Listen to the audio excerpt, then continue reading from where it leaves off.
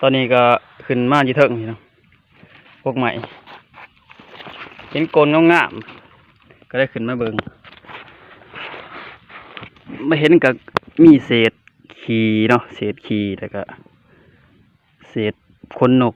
ซองไปก็บ่เห็นแต่ว่าซองขึ้นมาเทิงมันจะเป็นโกนขึ้นมาเทิงอีกโกนเข้าไปทางใน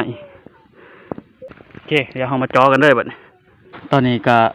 จ่อหอดแล้วเนาะโกนที่ว่าเลิกเติบโตเข้าไปเห็นตัวเห็นบ่เห็นขนบ่จ่อเข้าไปเนาะ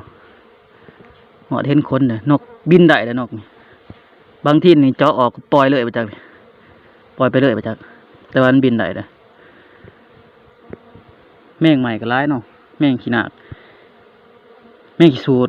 มันอยู่โกนอยู่ขางแมงขี้สูดแล้วจะจกออกมาให้เบิ่งมันตอนนี้กำลังดึงออกมาเนาะ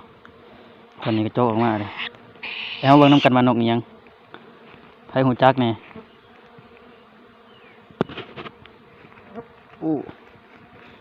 นี่หน้าตาของเพิ่น